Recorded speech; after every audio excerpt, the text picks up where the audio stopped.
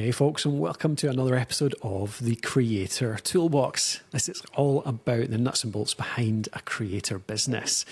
Now, we've got our first inaugural. Is that the right word? Inaugural. I always think inaugural is a first. Is that right? I think so. I think it is. No one's disagreeing with me. Our inaugural guest on the Creator Toolbox. So I've got Jacob as always. How are you doing, Jacob? Doing pretty good. Good. But we've also got Ian Anderson-Gray. How are you, Ian? I'm doing really well. Yeah, Good. I didn't realise I was the inaugural. How do you even pronounce that word? Inaugural? I know, that's it. Yeah. Whatever it is. As I said it, I was unsure I was exactly correct in what it means. So I can understand not pronouncing it. But I think it's definitely, I think it is the right word. It's like words like phenomenon or phenomenological. Those kind of words that I really struggle with because I make up syllables. Yeah. You just add a couple extra letters. Yeah, totally. But yeah, Ian, you are a prolific creator. Always have been, haven't you? You've got a really good blog over at I can never say IAG, isn't it? IAG.me. Is that right? That's right. Yeah. IAG.me. Yeah. It's a great domain But you name. also really run. jealous. You also create. Yeah, so good. But you've also got a great YouTube channel and a podcast that you run. So tell us a bit more. What's your kind of focus of the stuff that you do these days in terms of creating? Yeah, it's changed a little bit over the years. I mean, when I actually started the blog back in 2011, it was just as a bit of fun, really. Didn't have any business kind of thoughts. I just went down a rabbit hole of curiosity. And at the time, I was really interested in social media. This was and tools, particularly like Hootsuite, that were making life easy for us, supposedly. So I started blogging about that. And that really took off, and I was really surprised. And then it was in 2016 when Facebook Live came out. It was really difficult in those days to live stream. You had to use complicated software. And one thing that's always annoyed me is when software developers make something really complicated. I just can't stand it. And so I tried to find ways to make it easier. So I started looking at live video. And so these days, my focus still is on social media, live video, the technical side of things, but also confidence and communication is another thing because my background, actually, I trained as a professional singer.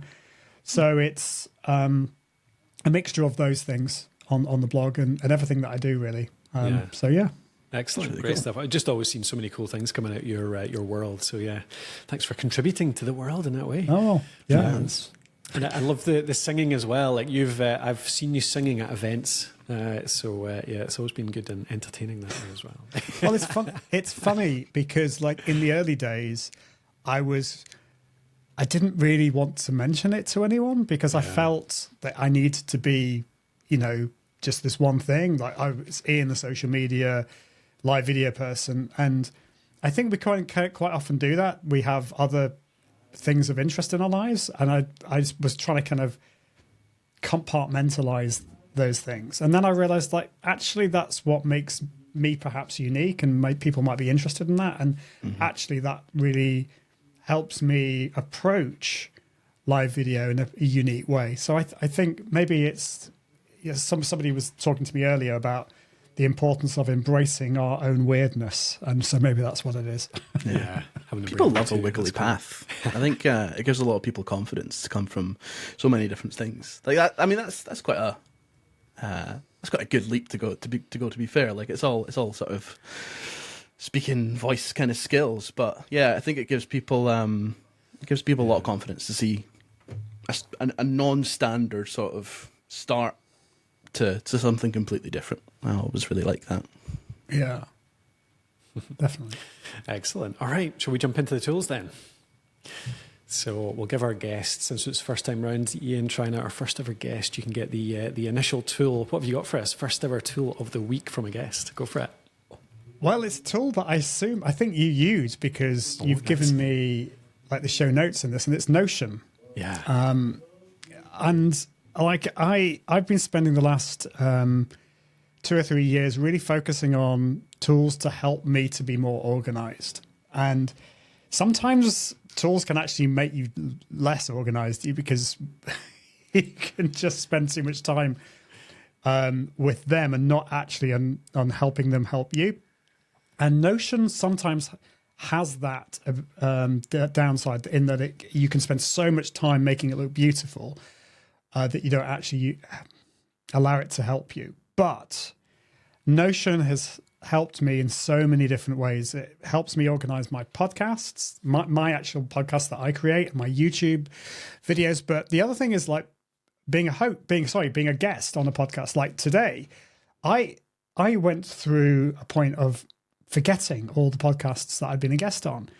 But now I have a database in Notion which lists all the times I've been a guest on a podcast, and I can just go through them and, oh yeah, back in 2016, I was on this podcast. And I've got that linked with my, sorry, I've spent too much time on this, but with my CRM, so I've got a CRM in there, so I can then link it with them as well. And I was speaking with a friend of mine at an event about a few years ago, and I said, when did we first meet?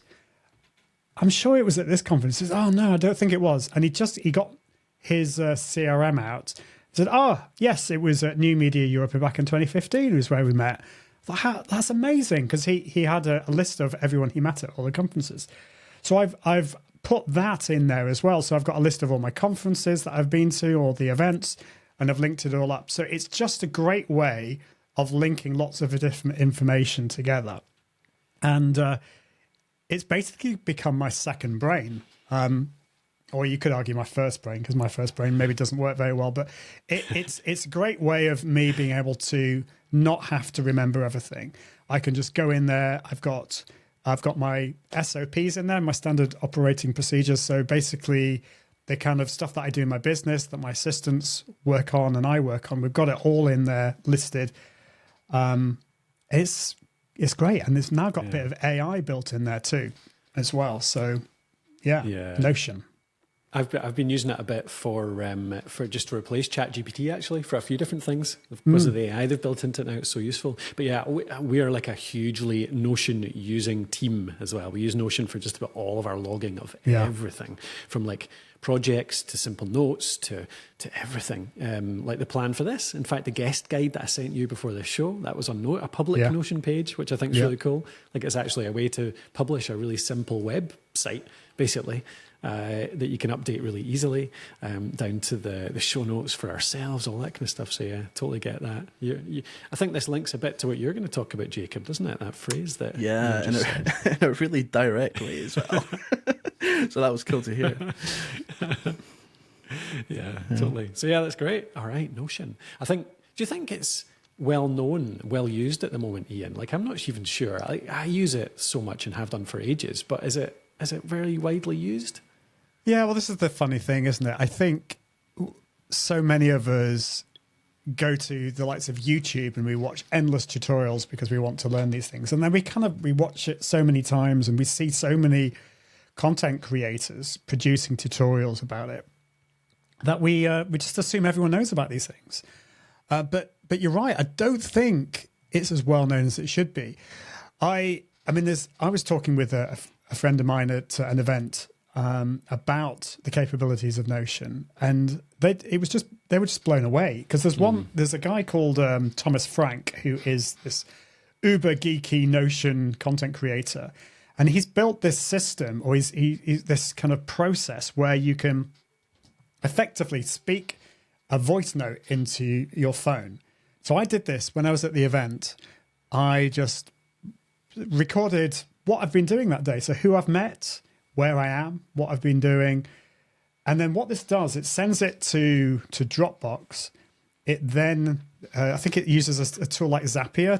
It then sends that to the Whisper API from ChatGPT to transcribe it into text. Then it sends that to ChatGPT, and you get this fully amazing kind of like transcript summary of your day, who you've met, where you've been, and it puts that into Notion using the API. Amazing. And it's just amazing. It's just a great way of being able to organize your life, but make sense of things as well. So that's not technically, that okay, it uses Notion at the end, but it uses all these other services as well. So I'm a big fan of not just using one tool, but using other tools to complement it. And so, yeah, that kind of blew this person away when I told them about that. And most people haven't used Notion. I think some people who have discovered Notion are put off because they open it and they watch a few YouTube videos. And some of the YouTubers, I think, spend so much time on making it look beautiful without actually thinking about the functionality behind it. And I went down that route. And what I then decided, I'm not going to worry at all about making it beautiful. I'm going to just use it in a practical way. Just think about the relations between the databases. Once I've done that and I'm happy with it, I can then spend time making it look beautiful. But I think that's a common problem with Notion. Yeah. There's a serious amount of business around building templates as well. Like there's a lot of people making actually quite a lot of money selling these. It's like you say, you spin up a new Notion document or a new Notion account or whatever, and it's almost anxiety inducing having a blank page because you've got so much that you want to get out of your brain, and then not really knowing actually kind of like how to build all the scaffolding around it. It's quite an interesting wee area.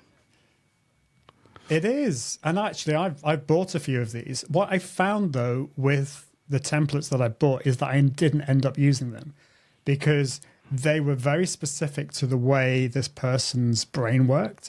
But what I still think it was worth me buying them because I could then look under the hood. That's an American phrase, isn't it? Anyway, look under the bonnet, I should say. Yeah. And like work out how they did it and then implement it into my system. So my recommendation is yes, get inspired by other people, but just build it yourself. Start simple, because I mean this is not what I did to begin with. But then I did. I said, right, no, stop it, Ian. Don't overcomplicate it. You're going to keep it simple. So I started with just a very simple. When I say a CRM, it was just a list of all the people I knew. And then I started, let's have an events database of all the events I've been to. Let's link the two together because there's this really cool thing called relations where you can link the two together. And then over time, I've just built it. And it's great. I don't have to remember anything anymore. I just go to my Notion database.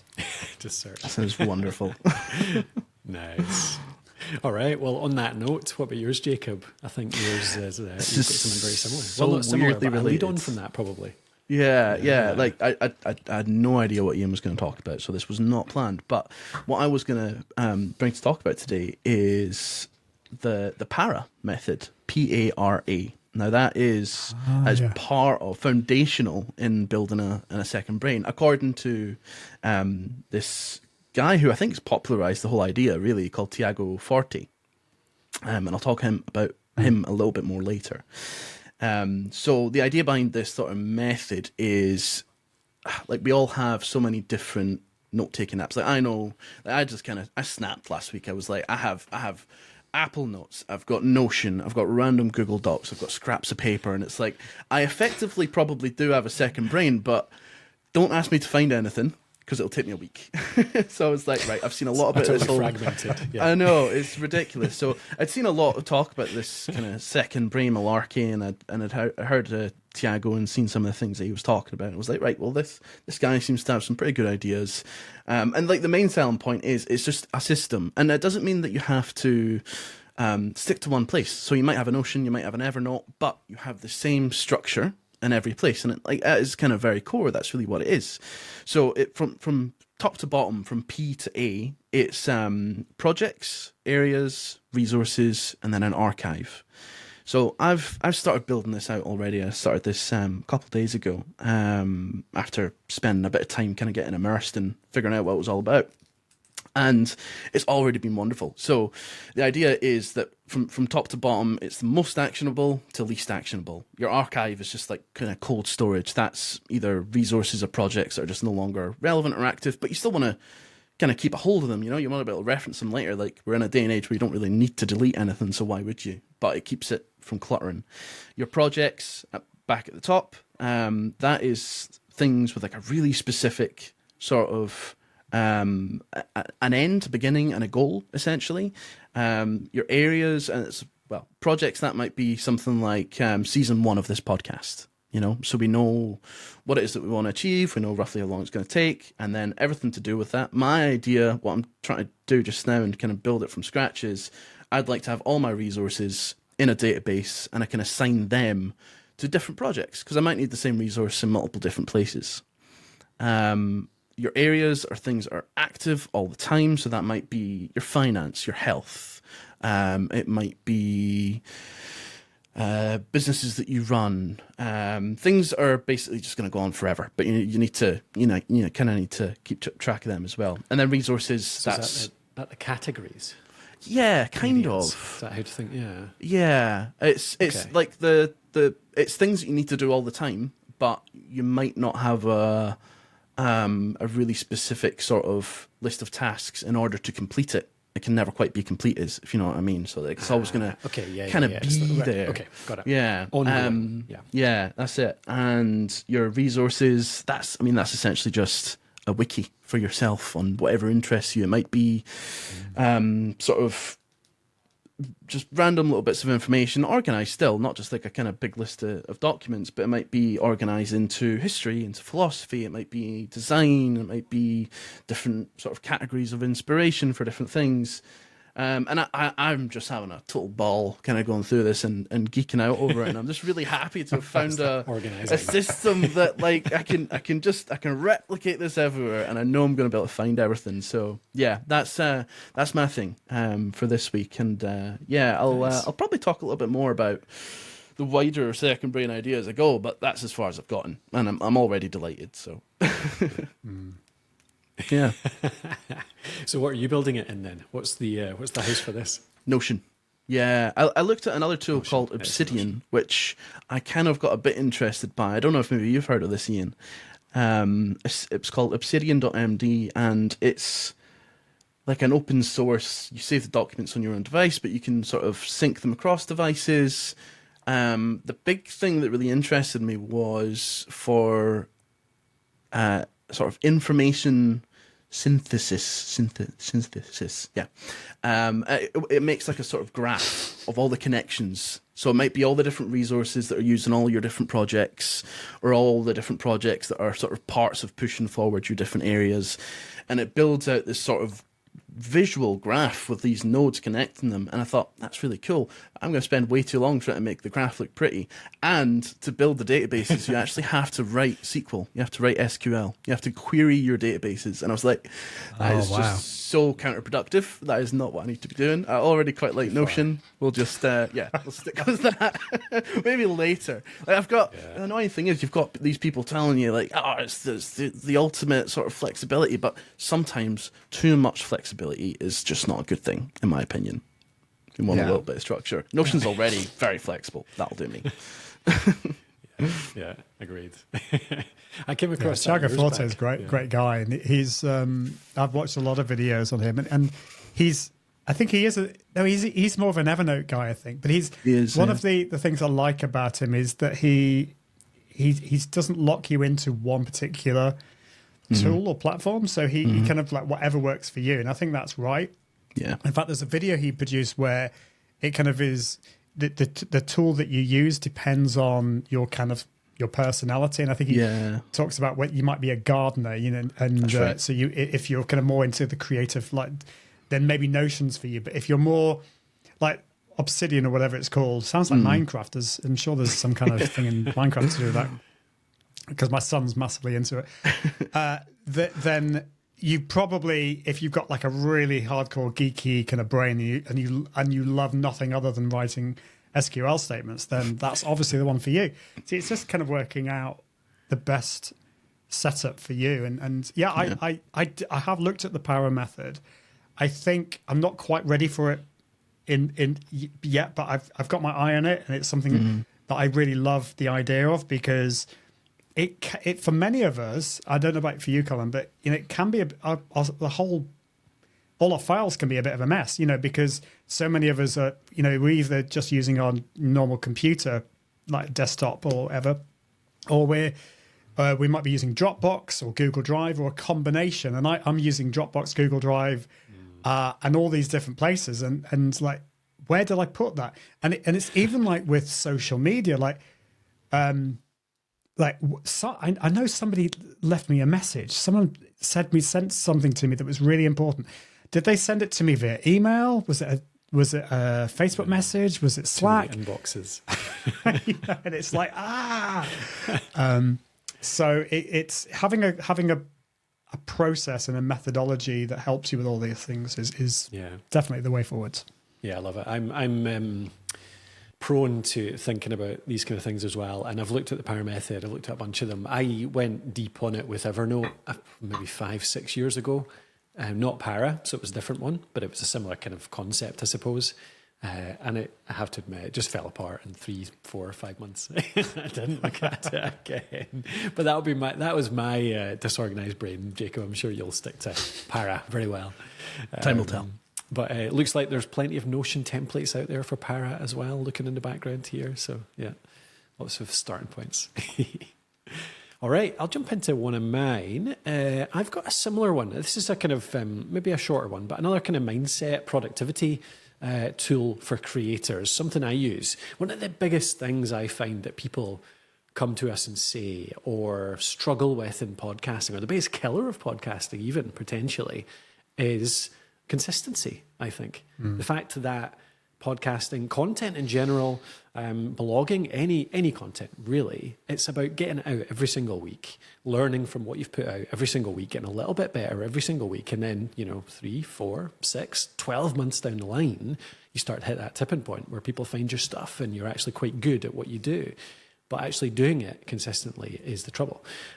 One of the things that I think helps people the most, and it helps with our content here at the podcast host, it helps with my personal projects, everything, is actually just the whole concept of time blocking and planning out weeks. And I've shown this to people before in the past, and it's always something that people kind of look askance at me at, because it looks like I kind of overplan my weeks, but I actually really like it. It evolved over the years. In the early days, I actually had a spreadsheet. It was an Excel sheet where I would time block every single hour of my day. And by time blocking, what I mean is you have this template which actually has places in the week for certain types of work. So not necessarily a task, but a certain type of work. So let's say Wednesday morning, 9 a.m. to 11 a.m. was blogging. And then 11 a.m. to 12 p.m. Was social media. And then 12 till 1 was lunch. And then 1 to 3, let's say, was community work. And so every block of the day has a certain type of work that you do. And that happens every single week. So Thursday morning, 2 hours would always be my podcasting time. And then at the start of the week, you actually fill in these blocks with the specific tasks. So I would go and say, all right, so the blogging slot, what blog post I want to actually write this week? What podcast I want to write this week? And then you'd fill in that template week with the actual tasks that you have on your list. And I would do that every single Monday morning. That was always my routine, was to write a little journal and then fill in my time-blocked plan for the week. I found in the early days those hours tended to be too strict. So it was almost more stressful, because I would end up rolling over. I would go past the hour and I wouldn't have finished the thing I was supposed to have finished. I'd be like, oh no, it's terrible. And it would all just go awry and it would stress me out too much. So I ended up having blocks which were more just a stack of tasks. So first thing on a Tuesday, I would always do a podcast, however long that took. But I know roughly it'll be an hour to 2. So that means I can put another maybe roughly 2-hour block in after that. So maybe some SEO work or something like that. And I would maybe have 3 blocks in a day that I could then fit in. But the key point is that each type of work, so podcasting, I know I want to do a podcast every single week, has a slot in this schedule that I'm going to fill in. So it's always there every single week, and I can't miss it because this is the priority. I've set this as my priority, and so I do it. Now, these days, I've kind of evolved to an almost even less specific method whereby I'll generally just have 2 half days. So I arrange to do one thing in the morning on a Tuesday and one thing in the afternoon on a Tuesday. And it's always the same things every single time. So we've always got the Creator Toolbox recording, for example. We were doing it on Friday mornings. We're doing it a couple of different ways with guests now, but you always had that in the calendar. So that was kind of how I think about it. It comes a little bit from Cal Newport's work around deep work, really good book to read. around deep work, like the sort of trouble with context switching and stuff like that. So not wanting to, switch between different things, making sure you're blocking out work to actually time to do sort of bigger projects, that kind of stuff. But there's a few things in there. It works for me anyway, doing it that way. Is that something that resonates with you guys? Did you do anything similar? Yeah, that's really interesting. I'm trying to do something like that at the moment, and it's I'm actually using. Probably should use Notion for this, but I'm actually using Todoist for kind of everyday tasks. And I really like Todoist, actually. Yeah, it's just simple, and I am going to use Notion for my podcast and show tasks to separate that out, because that's a lot more kind of in depth. But Todoist is just really simple, and so with that you can have different. I think it's tags. I'm trying to use the right terminology. I think you can tag you. So I've got different types of work that I do. So it could be content creation, it could be emails, it could be financial, like Xero or whatever tool you use for your bookkeeping. And so I have it that way. And then in my calendar, I will block off, well, this time is for email and social media management, or this time is for content creation. And I think there's definitely something I think we can get to understand the different times of day are better for certain things. Like, so for me, content creation in the morning or creative stuff that's the best time for me. Whereas maybe email and the more kind of inane stuff is maybe later on. I don't know. Yeah. We're all different, and you have to work out what's best for you. So I do find that helpful, but the problem that I have, and it goes down to what you were saying, Colin, and that we're all different, is that some weeks that works perfect, but some weeks it goes completely out the window. And it's because I've gone down a rabbit hole, and maybe we can talk about this later. But I think this system needs to be flexible enough that sometimes, you know what, it's okay. It's just a guide, and if it works some weeks, that's great. But certainly for the non-negotiable stuff, I think that's really important. And this is one concern that I've got with my podcast, because my podcast, it started off as a live show that I would schedule, and that forced me to do it. So that was it. I'm doing it this Tuesday, 2 p.m. I have to do it. The next series that I'm doing, I'm pre-recording it. So I'm going to record two episodes with a guest. And I'm already procrastinating because I haven't actually scheduled it. So yeah. I'm thinking in this circumstance, your technique with this, Colin, would be perfect because I have to do it. It's in the diary. But I don't know what you think. I like that thought, just the idea of the priority. People complain about not having the time for things, but you only don't have the time if it's not a priority. Like if it's worthwhile to you, if you value something, that you prioritize it, you do it first. It's the eat the frog principle, isn't it? Like, so I think that was why the stack of tasks worked best for me in the end, because I think you're absolutely right, Ian. There's no point in making it so inflexible. It just ruins your mood. It makes you stressful. But if you've got a stack, you say, right, I'm going to do this thing first. I'm going to do this thing first. And in a way, it's like a task list. But I like the fact that you're scheduling it to certain days so that you can know. You turn up on a Tuesday morning, it takes away that indecision or that, what should I do next? You know what you're supposed to do. And it kind of gives you that little boss to work to. Yeah. Do you think people... What about you, Jacob? Well, I have a question. Do you think people already time block more than they think they do? Because pretty much everyone can fairly consistently take, for example, lunch at the same time of day. They have a routine in the morning where they might answer their emails in the morning. And I think that it seems like quite a scary concept. I've fallen away a little bit from it, but I did do it for about 6 months pretty religiously last year. I'm going to get back to it, I think, because it is helpful. I found that it was much more scary to think about and plan and think this is a big change to like how I live my life. But actually, when it came down to it, I already sort of had the structure there. I already had routines and things that took fixed amounts of time. And it was actually more just about sort of defining more of these blocks that already are kind of there And like you say, that's the method that really worked for me, the stack of tasks, essentially. Yeah.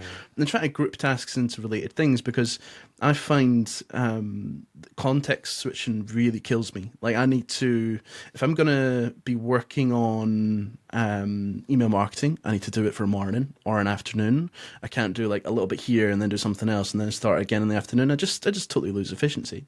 So yeah, it's not as scary as it sounds. I think when you actually start to do it, it is something that you find you're quite familiar with already. Yeah. You already do it in weird and wonderful ways. Yeah. I think the core difference between that and a task list is the fact that task lists always get bigger, don't they? You always get something that's a fire to fight or something that's high priority, and it jumps onto the task list and you end up pushing it up a little bit, and so it pushes other things down. And the problem is our content always seems to end up being one of the things that's pushed down, partly because of what you said there, Ian. It's the harder thing, so it's easier to procrastinate over it, partly because it never has a direct instant return. So like you always think that the other thing should go first. But if you have it, the task list kind of resets almost every day, that you definitely have this thing at the top priority on a Tuesday, or this thing's top priority on a Thursday. As long as you get that done, then by all means do whatever the hell else you like for the rest of the day. But yeah, it's not, I don't know, there's something around that kind of reset every day that I quite like about it. Yeah.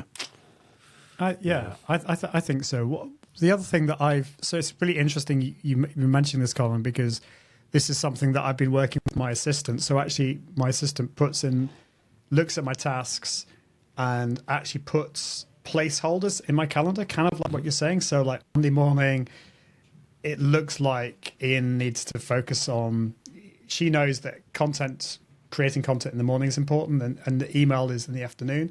So she puts that in, and then I go in, and it's great with like the likes of Google Calendar. Or I love Fantastical, which is this calendar tool for Mac. And you can kind of like just drag it around a little bit. You can say, oh, actually, I need a bit longer than an hour, I think. So it's just good that they're already in the calendar. They're not perfect. And actually, sometimes I'll just delete because I just don't need to focus on that.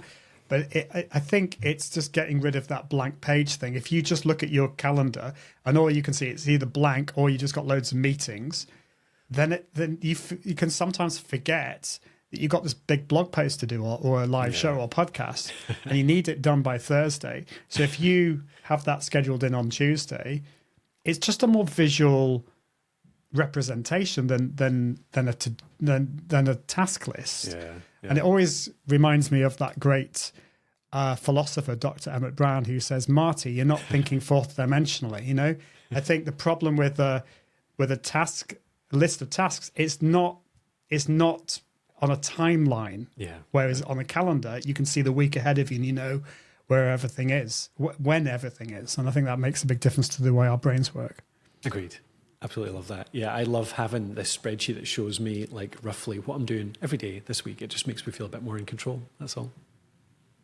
Yeah. Yeah. Excellent. Okay. Shall we jump on to creators then? Let's do it. So, creators of the week. Why don't you go this time, Jacob? You went first last time. Jump into it. All right. Yeah, I'm going to recycle old content. My creator of the week is Tiago Forte. Yeah, so he's the guy behind building a second brain. I feel like I've already said most of this now, but I'm going to go into him a little bit further because actually, putting aside the second brain stuff, I think that the way that he runs his business is brilliant.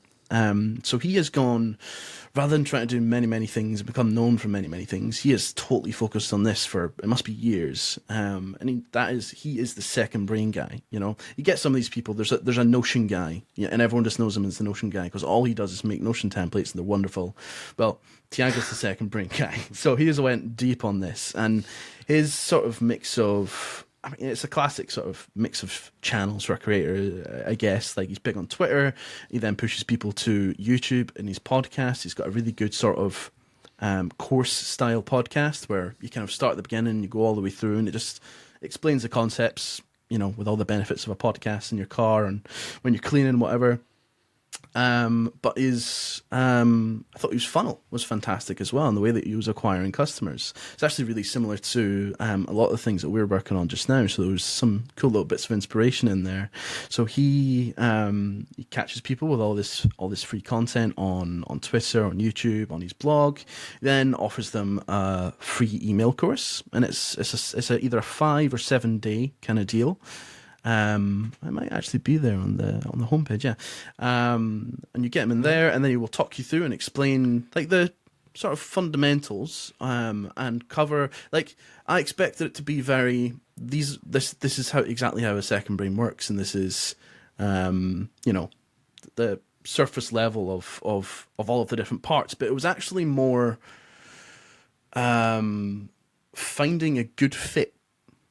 Helping you understand what your problem is, which is classic sort of top of funnel stuff, I guess. Okay. Actually, when you put it that way, so that was wonderful. And then from then he has a pretty expensive cohort based workshop, but I think he's on like the 14th or 15th now, and that seems to be going really well for him.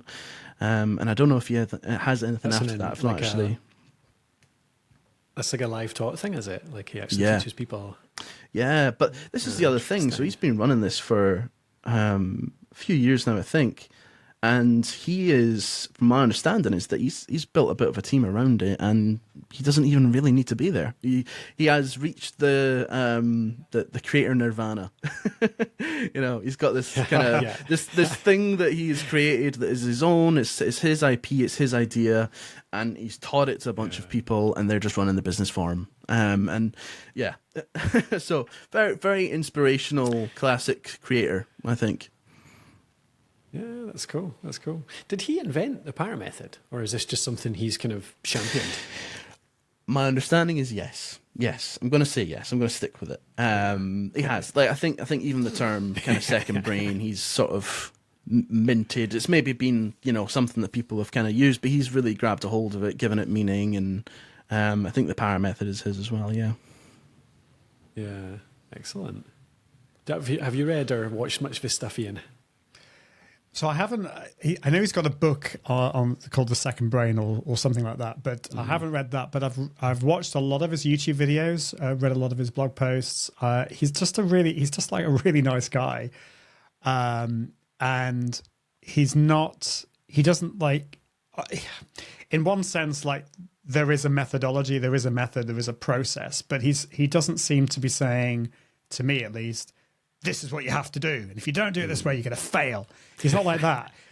You can get inspiration from him, and I really like that. I love. I mean, this sounds like such a boring YouTube video, but I actually really enjoyed it. It was how to manage your email. Like, why would I watch something on that? But at the end of it, it's helped me so much with my Gmail and keeping it all organized. And I didn't do exactly what he said, but I did a lot of it. So yeah, I love his content. Great guy. That's cool. Great stuff. I had only heard of him briefly a while back because he wrote a few things for Every. Do you know Every.so, I think they're called. They're don't even know what they're called really. A newsletter organization, but with loads of writers. Kind of business strategy they started out in, but they had Tiago wrote a few things for them. So newsletter, isn't it? It's like a sort of paid subscription kind of deal. Yeah, like 100 a month or something like that. 100 a year, sorry, or something like that. I came across a couple of things. That's cool. All right, good one. I agree. By the way, he's a very nice guy, and I think that it's not really something that can be taught, but it goes a long way in doing what he does. I think it can be quite dry. It could be really dull. You could imagine someone else who isn't Tiago trying to teach you how to hack your brain, and you'd fall asleep. Yeah, when you get it's brutal, but teaching, it's true. Productivity or you need something more than just the content. For sure. Cool. All right, who have you got for us, Ian? So I was thinking about this. So it's kind of what it is, a creator, but it's also a community behind the creator, if I'm allowed that. Because one thing that I've kind of realized over the last 3 or 4 years is actually, although I would classify myself as an introvert, I love working. I do some of my best work on my own. I kind of realized how much I really find, having people around me in inspiring and encouragement and collaboration, how important that is. And I think that's the case for most of us, much more than we're probably aware of. And so Mark Schaefer is a friend of mine, but he's a very well-known marketer and speaker, international speaker. And I've known him for many years. I've always been inspired by him, by he's such a prolific blogger and such a good teacher. He blew my mind when I first started in the blogging and social media and content creation world back in 2012. I saw him speak. But his big thing at the moment is community. And so he has a community called the Rise community. It is a paid community, but the thing I love about it is it's a really, I was going to say a safe space, but it's a kind of really, it's a place where you can share ideas, ask questions, and not feel like an idiot. I've just been so encouraged being part of that community. I partly wrote a book, so it was about 30 of us, 30 authors who were from that community, and we all contributed a chapter. And I've always wanted to write a book, but I just knew it was going to be a huge amount of work, so I just thought I'm never going to do it. But in that community, we did it together, and there was it was on Audible as well. There was a metaverse meetup. I'd heard a lot about the metaverse, but I'd never kind of experienced it, so that was another opportunity. There's a whole place where we learn about AI, and so one of the tools I was thinking about talking about was ChatGPT, and that's allowed me to really focus in on some of the new projects I'm working on. And I think really what I've been encouraged to do more than anything as being part of that community is to follow my curiosity. And I've kind of looked back on my business and my career, and the moments when I've been the most successful is not when I've actually followed a strategy. You know, if I listen to what a lot of my peers have been telling me, they said, Ian, you need to have a strategy. You need to be more focused. And I found actually when I did that, it kind of stopped me from falling and going down the rabbit hole and looking at stuff that I find fascinating. And that community just really piques my interest, you know, the things we talk about and the encouragement I get from it. So, yeah, I think we're more than ever, we need to have a community of people around us who are encouragers. But also we need to be, somebody smart once said, if you're the smartest person in the room, you're in the wrong room. And I definitely feel I'm definitely not the smartest person in the Rise community. There are some incredibly smart people in there, and I've learned so much from being in that community. So yeah, that's Mark Schaefer's Rise community. That's really cool. That's great. I love blast from the past, really. I think I didn't see him as early as you did. I think I saw him speak in 2015, 16-ish. Mm-hmm. But he was one of the best speakers I'd seen at that point. Like, it was just so polished, so good, so engaging. Yeah. So kind of mix of humor, sort of authority and actual value, like real practical stuff. You know, you get a lot of really engaging speakers, but they actually just, when you dig into it, there's not actually that much detail. Yeah. It's just inspiration. Mm-hmm. But he just actually had tons of value at the same time. So good. I asked him at the time, what's your tip on becoming a speaker as good as you? And he said, do the same talk again and again and again and again and again. Stop making up new talks, which I thought was great advice. Yeah, definitely. That's really cool. All right, Rise community. Any comments on that one, Jacob, before we move on to the next one? Well, one question. Do you think that because it's a premium community, that's what makes it such a good space to be in? Well, it's interesting, but it wasn't a premium community. It's moving towards that. So it was completely free, but it did have a VIP section which I joined, and I think it's moving towards being completely paid. And I think you're right. I think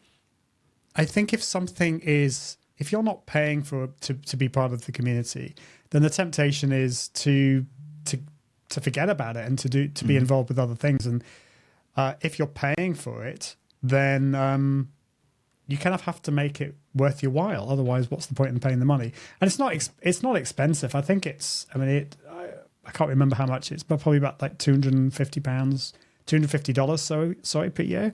So it's not like mega expensive, but that I think that it probably attracts put it this way, it repels the time wasters. Yeah. It attracts the right kind of people. Perhaps. So I think there's some truth in that. It's not to say that free communities can't work well. At the end of the day, communities only work well if you have the right people and it's managed well as well.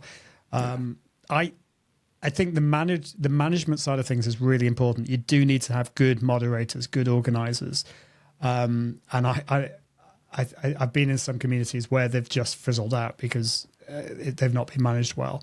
Yeah. But attracting the right people matters, and I think if it's paid, you're going to probably repel the time wasters.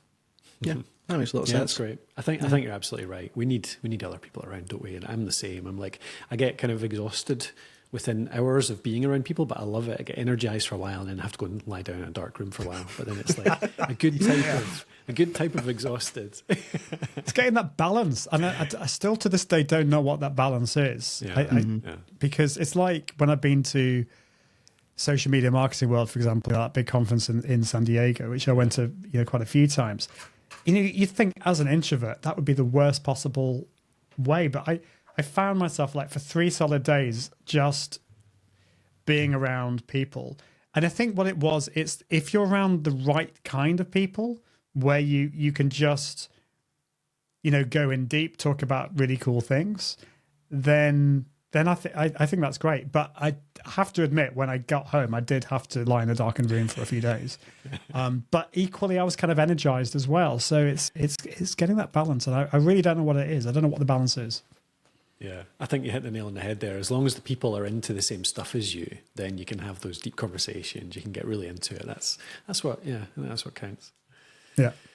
All right. Right. So my one for this week. Have you guys heard of Rob Walling at all? Of Startups from the Rest of Us fame. This is a leading question because I saw that book on your desk earlier on, Jacob. Yeah. Yeah, he's a very cool guy, to put it lightly. He is. You haven't though, Ian? I don't think so. Cool. But okay. do go on, because you might remind me. Yeah. So he runs a show called Startups for the Rest of Us. He runs a conference called MicroConf, an investment company called Tiny Seed. And basically he started out in software development. He was in email. I think it was Drip. Was it Drip? Do you know what? I can't remember exactly was it Drip? Yeah. He started Drip, which was an email marketing company, but over by Lead Pages, I believe. Was that right? Oh, yeah. I think so. And then came out of that, and then became an investor in other tech companies. But throughout that whole journey, for 13 years, or at least for most of that journey, he's been making a podcast and putting content out in the world. And writing as well. His podcast is just ridiculous. Like, it's 700 episodes long. It's 13 years in duration. So it's like a weekly podcast basically for, that entire time. And it's on 15 million plus downloads. So like that averages out at about 21K per episode. I was working it earlier. But I mean, that means that the newer episodes are probably higher than that by a fair shot. So he's probably on like 50K downloads per episode with this show, which is mental with any podcast. Yeah. Especially one about something as relatively niche as like running a startup. Yeah. It's a testament to his consistency. So I just wanted to share it because I think he's got there's so much you can learn from him around, firstly, that consistency, the fact that he's grown to those kind of numbers in a relatively niche place through just doing it for ages, learning his craft, honing his craft. And the fact that he's pivoted quite a few times too.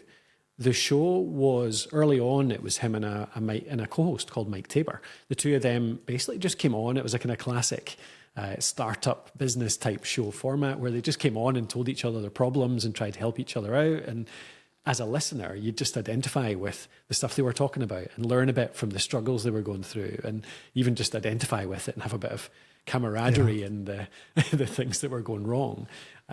But Mike dropped out of it at a certain point, and Rob took it over just by himself. And nowadays he pivoted just the show really well when he did that, because that would often be the death of a podcast. But he just took it on. He started doing a few different formats. He started doing solo shows, which a lot of people are terrified of, but they do quite well. Like he calls them solo adventures, and they're often just rants about stuff, which is quite cool. So that's one kind of format he's stuck to. He also gets regular guests on. Something I really like is the fact that he has regular guests. I'd like to do that with this show, is have people that come back, so that people, listeners, people out there listening, they don't just know Jacob and I, who are on just about every show, but you, Ian, you might be on another show in a month or 3 months or something, and they recognise these voices that come back. I think that's really powerful in a show. And Rob does that all the time. He invites people back on a regular basis, and they do Q&As, listener Q&As with those guests.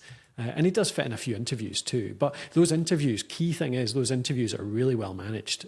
I went on the show maybe a couple of years ago, and the prep he does for it is way beyond what a normal interview show does. Like, he'll ask lots of questions ahead of time. He'll dig into what your kind of big wins and problems have been, and he'll find out a few good stories before you go on the show, which is always a really good thing to do if you're on an interview show. So he puts more work into an interview than you normally see on any other show. So it's really good. And even besides that, he's an author. He sells books. He's got a YouTube channel where he kind of takes the stuff that he talks about on the podcast and turns it into more short form, highly produced content. So it's a nice compliment. He's not just reposting the podcast episodes. He's taking those concepts and highly producing them into a 5, 6, 7 minute clip about something specific in there. So the repurposing even is quite smart. It's not just kind of copy and paste from one place to another. So I think Rob does a great job. I think he's built a huge community around him. The microconf community is, like talking to communities, Ian, the microconf community is a huge one, really valuable for anyone who runs a company as well. So yeah, I think he's a really good example out there. What's your experience of him, Jacob? How have you come across his stuff? You introduced me to microconf pretty early on when I started working with you. So that's kind of how I found him. I lurked a lot on microconf and asked a few questions here and there, but I felt like I got quite a lot out of it. So just kind of, I ended up watching a lot of their YouTube videos for a start. And then I think that's actually probably how I found out who Rob was, more than through the community. I worked backwards. I started with the community and then went to Facebook and then went to YouTube and then went to Rob. But yeah, loads of, I really like the content. Yeah, that's cool. Yeah, he doesn't. He's not kind of face forward in the community too much. Like he appears every now and again, but he's not like the leader or anything like that. It's very flat, almost, the community. Yeah, it's really cool. I really like it. Yeah. Did it ring a bell, Ian, or is that new to you?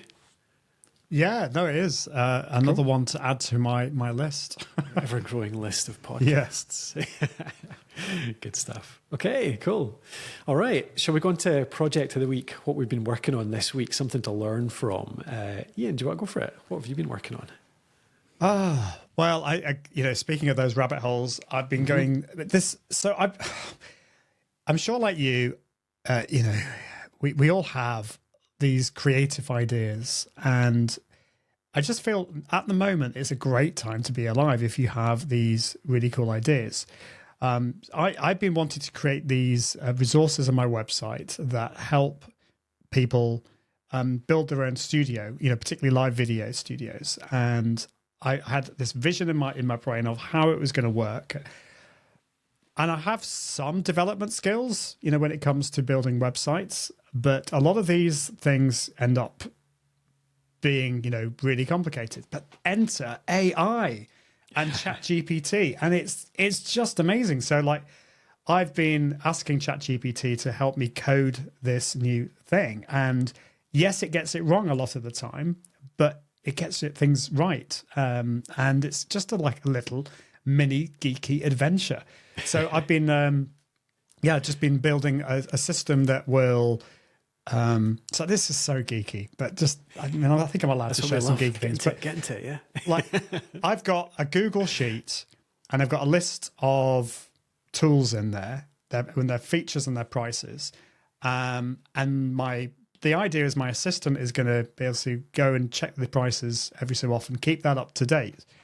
And that's great, but what about my website? I've got all these blog posts talking about these various tools, and they all need updating every time. So the idea is that I've built this plugin for my WordPress website, which grabs all the information from the Google Sheet and updates all the data on my website. So I don't have to update, I don't have to go through all these things. And it enables me to build like a system where people can find the best tool for them. So I had this kind of creative idea, and I thought, oh, that's a really good idea. But it, like 5 years ago, I'd have to like probably pay a developer like 10 grand. Yeah. But with this, I can build it myself, and actually it's really good fun at the same time. So I'm having loads of fun with that. And the idea is that we're going to have a couple of services, a couple of products on the website that will also generate some income as well. So yeah, AI is fun. It's great. It's a great thing.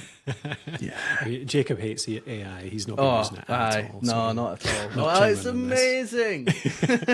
I did exactly the same thing, Ian.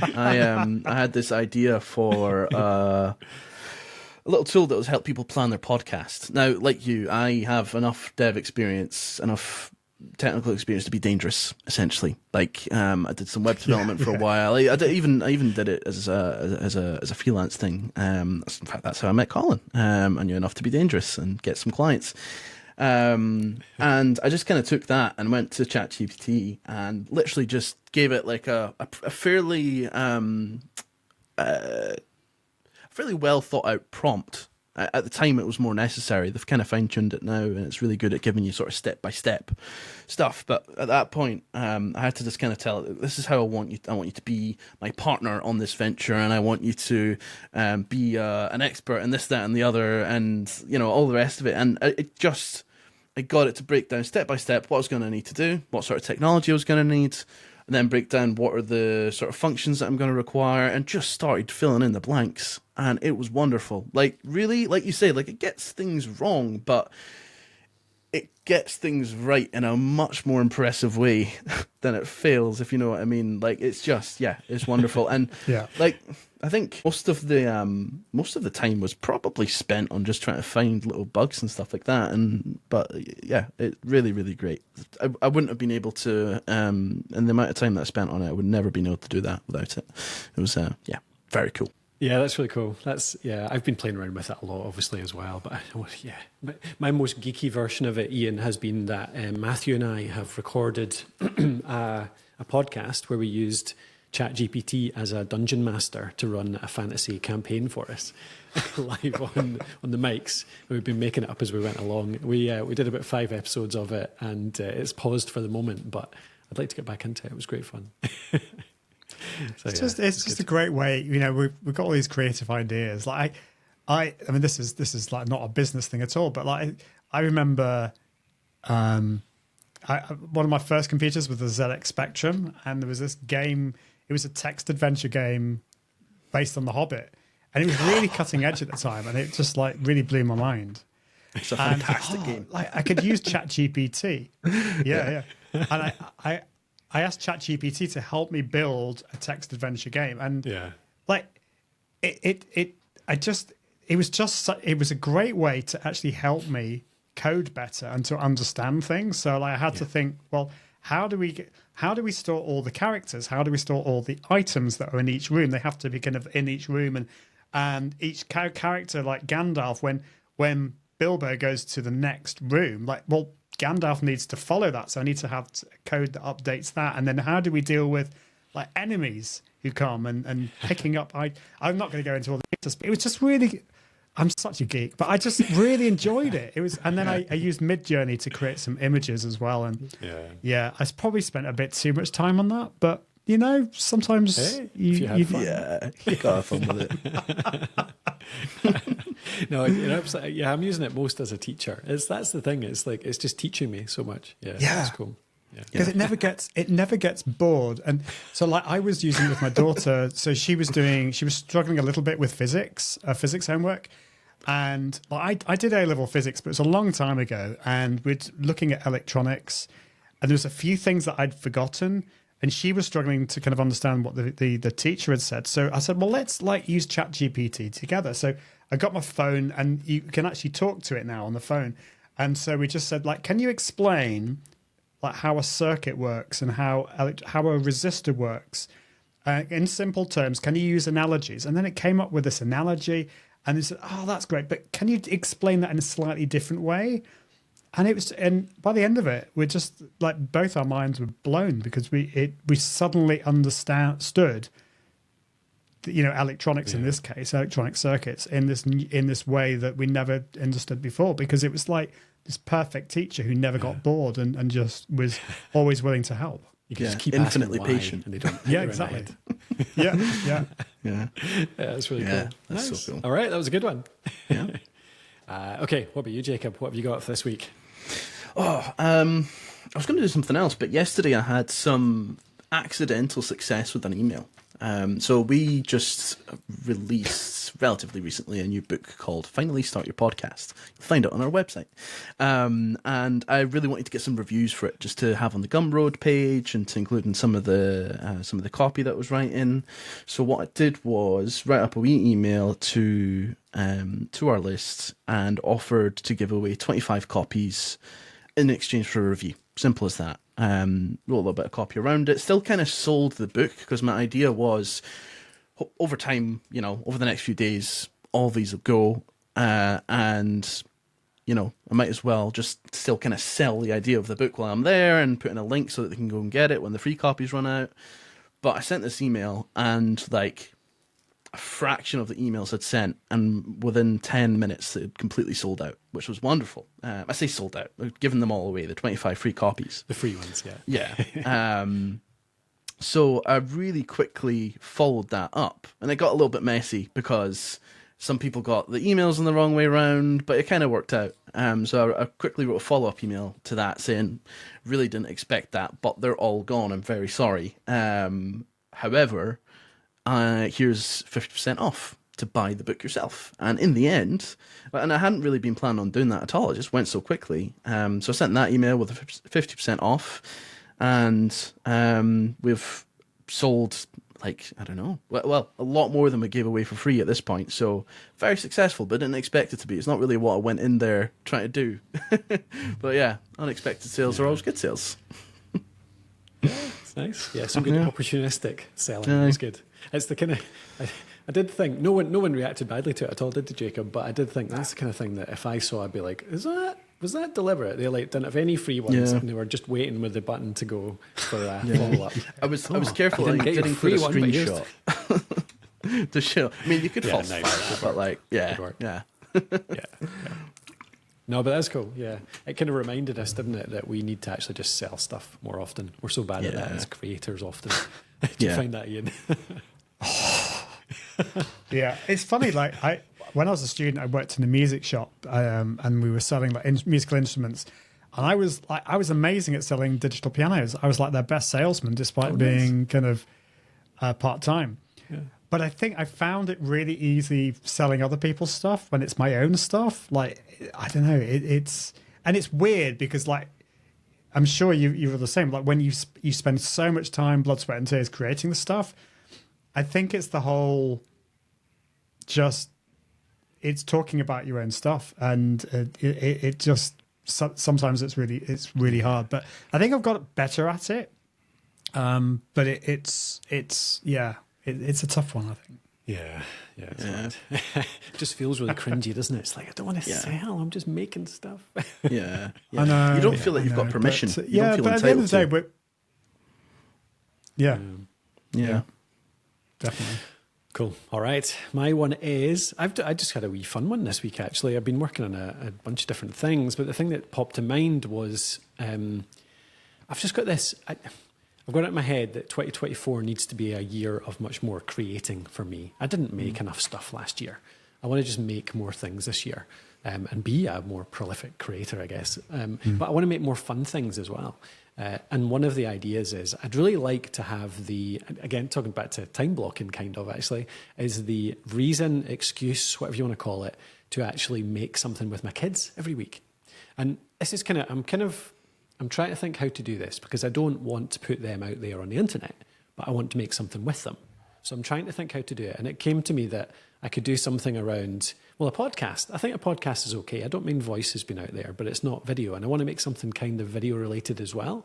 So I came across all these tools where you can actually record in VR with avatars and stuff like that, or all the streaming tools that actually let you put a 2D avatar onto whoever's streaming as well. So I've got this concept now of recording something related to board games or video games, which me and the kids play a lot. I've dragged them into the geeky world of board games in particular. So I think we could record something quite regular on that. And maybe even in VR, because there's a couple of really good little VR tools that let you play board games in a VR world, but with your avatars. So there's something brewing in my head around all these tools that I've found over the last week or so that let you have a kind of digital presence, but not necessarily put yourself out there into the world, or certainly keep my kids from being, face forward in the world, that kind of thing. I don't want that to happen. I'm still actually slightly concerned about even having their voices out there, but I'm still thinking it through. But I'd love the excuse or the reason to make something with them every week and just have that out there in the world. So yeah, that's cool. Have you guys ever come across any of those kind of things? No, yeah, I've seen ones. Sorry, I've seen ones that are not live. Yeah, that you just. But yeah, it is really cool. I've used tools like Descript, which you can overdub your voice and things like that. But yeah, I think the AI is going to only get more powerful when it comes to these kind of things, and I think that's a really, really good utilization of the tool. I've always been a little bit kind of dubious about the use of using avatars, because I think I'm always in favor of the authenticity of actually seeing the real person. But I think when it comes to, if you want your kids and if you want to do something really creative with your kids and you're not wanting to put them publicly on the internet, I totally get that. Then that's great. I just love that idea, Colin, because it's, you're clearly, you're having fun with your kids, you're being creative, and in a sense you're teaching them as well. But this enables you to do it in a way that still ensures that, the privacy as well. Yeah. So that's really cool. Yeah. Nice. What were you going to say, Jacob? Yeah. I've just never heard of that at all. I thought that was, it's really interesting. Nice. Do you know, I've not even dipped my toes into VR. And for someone that's really, really, really nerdy around with these things normally, I don't know why I haven't. It just seems like a whole thing that I could get lost in for weeks. And also there's a bit of a barrier to entry as well, isn't there? It's kind of expensive for a lot of the headsets. So I think that's a really innovative solution. I quite like that. Nice. Cool. All right, let's tie up there then. That's another episode of the Creator Toolbox. Thanks for coming on, Ian. You've been our first guest and our best guest so far. Absolutely. So far. The buys downhill from now on. No, I really appreciate your time, Ian, and some great tips there as well. Where's the best place for people to, we've talked about your work a bit at the start, but where's the one best place to send them if people want to find out more about you? Yeah, probably my website, iag.me. Check out there, and links to all my socials. I'm spending a lot more time this year on LinkedIn, which I never thought I'd say, but that's the place I'm going to be investing in a lot more this year. So excellent. Yeah. Good stuff. Well, thanks again for coming on, and thanks again for listening out there. Hope you got some good tips out of this. We'll see you next week on another episode of the Creator Toolbox. Bye-bye.